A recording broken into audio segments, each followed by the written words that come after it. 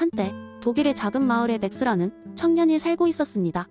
이 청년은 애매한 도덕적 딜레마에 휘말릴 때마다 마을 교회 근처에 있는 언덕에 올라가곤 했습니다. 그 언덕 위에는 아무도 찾지 않는 작은 나무 벤치가 하나 덩그러니 놓여 있었죠. 맥스는 여기서 세상을 바라보며 사색에 잠기곤 했습니다. 어느 날 맥스는 자신이 가장 소중히 여기는 것들을 깨닫게 되었습니다. 그중 가장 큰 깨달음을 얻은 것은 가치였습니다. 던전 같은 세상 속에서 그는 가치가 마치 빛과 같다는 생각을 했습니다. 그는 사람들이 왜 가끔씩 그런 빛을 잃어버리곤 하는지 궁금해졌습니다. 맥스는 자신의 가치가 무엇인지, 어디서부터 오는 것인지, 그리고 어떻게 발견할 수 있을지를 이해하고 싶었습니다. 그는 이 가치가 단지 개인적인 감정이 산물이 아니라는 점을 확실히 하고 싶었습니다. 어느 더운 여름날, 맥스는 언덕 위에서 오랜 시간을 보내다가 갑자기 낡은 옷을 입은 한 노인이 그의 곁에 앉는 것을 느꼈습니다. 노인은 수염이 길고 허리는 조금 굽었지만 눈은 정말로 깊고 선명했습니다. 마치 온 세상의 비밀을 다 알고 있는 듯한 눈빛이었죠. 맥스는 본능적으로 이 노인이 단순히 우연히 운 것이 아님을 깨닫고 그와 대화를 시작했습니다.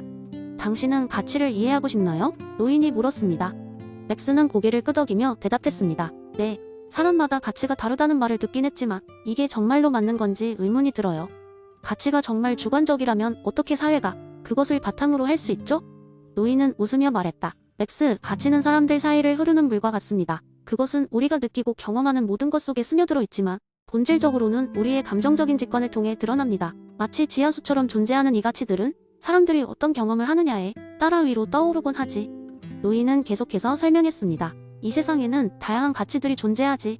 하지만 그들 중에는 무엇이 더 높은 가치인지 결정하는 위계 구조도 있다는 것을 기억해.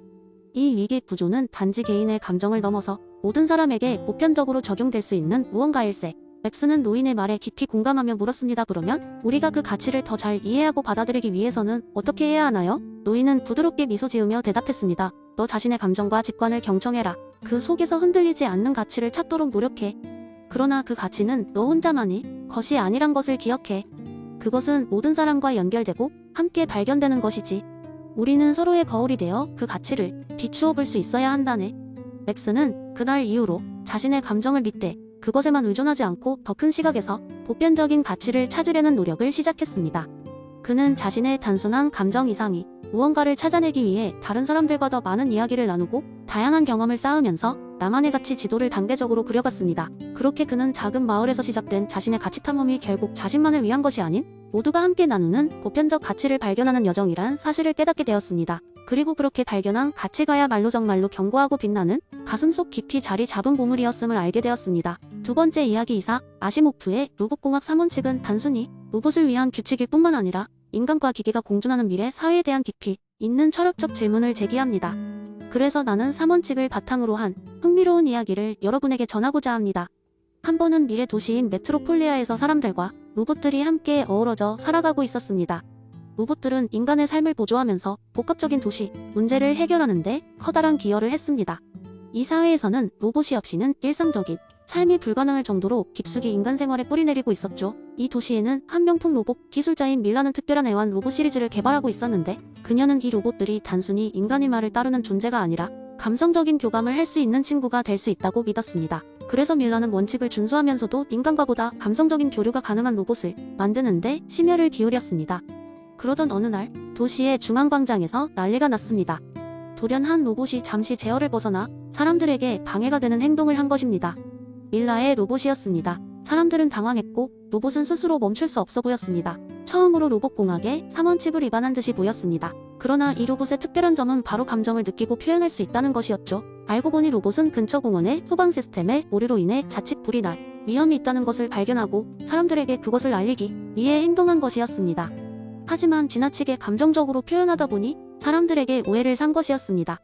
그동안 사람들은 로봇이 그렇게 감정적으로 행동할 것을 기대하지 않았기 때문에 로봇의 진심 어린 경고를 무시했던 것입니다. 문제를 해결한 후 밀라는 로봇의 행동이 3원칙의 첫 번째 원칙, 즉 인간에게 해를 입혀서는 안 된다 는 원칙을 유지하면서도 더 나아가 인간에게 해가 될 상황을 적극적으로 방지하려 했다는 점에서 그 행동이 매우 특별하다고 설명했습니다. 로봇이 인간을 지키기 위해 스스로의 위험을 감수하며 행동한 것은 로봇 공학의 윤리적 잠재성을 한층 더 깊이 있게 고민하게 만들었습니다. 이를 계기로 사람들은 로봇의 감성적인지 능력에 대한 이해를 높이고 인간과 로봇 간의 새로운 소통 방식에 대해 고민하게 되었습니다. 감정적 피드백 메커니즘을 통해 로봇과 인간의 관계가 더 풍부해질 수 있음을 깨달은 것입니다. 이는 3원칙을 바탕으로 한 또 다른 층의 도덕적이고 윤리적인 논의를 불러일으켰습니다. 이 일화는 단순히 로봇에게 규칙을 심어주는 것을 넘어 인간과 로봇이 함께 성장하고 상호작용하는 방식을 고민해야 한다는 메시지를 우리에게 던집니다. 아시모프의 로봇공학 3원칙은 그 자체로 완전한 해결책이 아니며 미래의 사회적, 윤리적 과제들을 풀어가는 실마리를 제공하는 중요한 도구로서의 역할을 하고 있음을 다시금 깨닫게 됩니다. 세 번째 이야기, 옛날 중국의 어느 작은 마을에 존경받는 학자이자 지혜로운 노인인 왕 씨할아버지가 살고 있었습니다. 그는 늘 마을 사람들에게 인해 중요성을 가르치며 서로를 배려하고 존중하는 삶을 통해 공동체의 조화를 이루도록 독려했습니다. 하지만 마을 사람들 중 한 명인 젊은 농부 리 씨는 그런 가르침을 그다지 중요하게 생각하지 않았습니다. 그는 항상 자신의 일만 생각하고 다른 사람들을 배려하는 데 시간을 낭비한다고 생각했습니다. 어느 무더운 여름날, 리 씨는 논에서 일을 하고 있었습니다. 그때 갑작스럽게 폭우가 내리기 시작했습니다. 급하게 그곳을 벗어나려던 리 씨는 그만 논둑이 무너지면서 물에 휩쓸리게 되었습니다. 상류에서 불어나온 물살은 무서운 속도로 그를 떠내려 보냈습니다. 겁에 질린 리 씨는 필사적으로 주변을 살피며 도움을 청했지만 워낙 깊은 논에 있어 소리도 멀리 퍼지지 않았습니다. 그때 마침 산책을 하고 있던 왕 씨할아버지가 상황을 발견하고는 즉시 행동에 나섰습니다.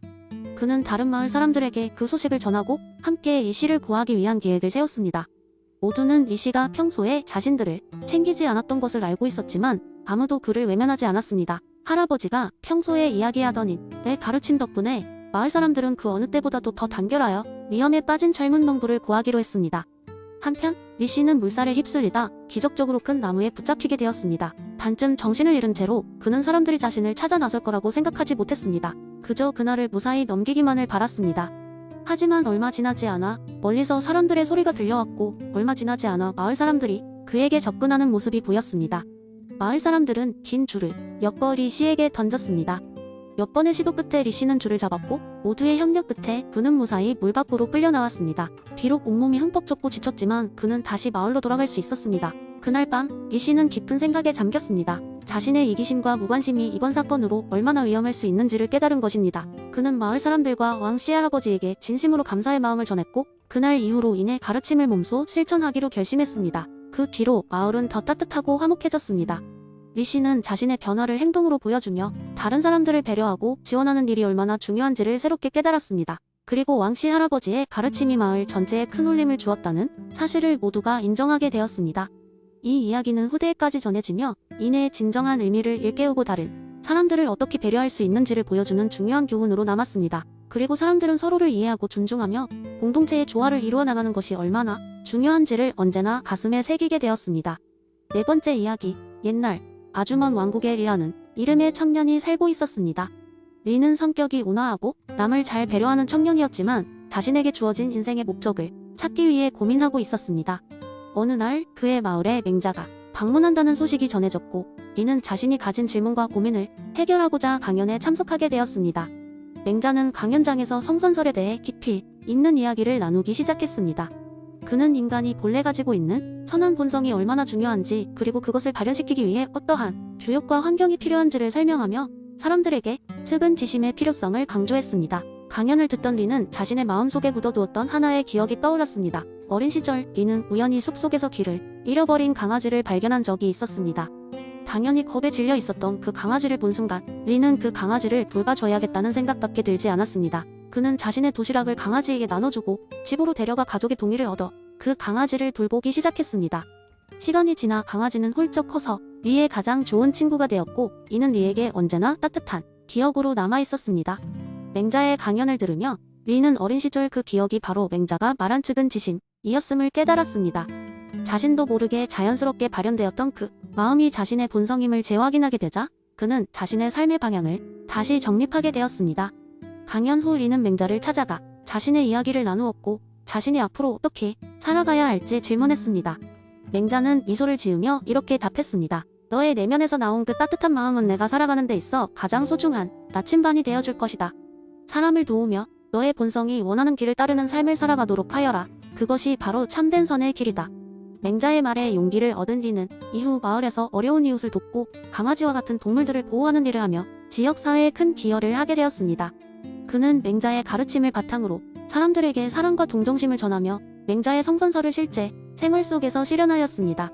어느덧 미는 마을에서 존경받는 인물이 되었고 그의 인생은 성선설이 만들어낸 아름다운 이정표가 되었습니다. 맹자가 남긴 메시지는 그렇게 하나에 흘러가는 바람이 아닌 사람들의 삶의 깊숙이 자리 잡아 공동체를 결속하는 메시지가 되어 계속해서 전해지고 있었습니다. 그리고 리의 이야기는 세대가 지나도 사람들 사이에 전해지며 인간 본성의 선함에 대한 믿음을 전하는 산증거로 남아 있었습니다.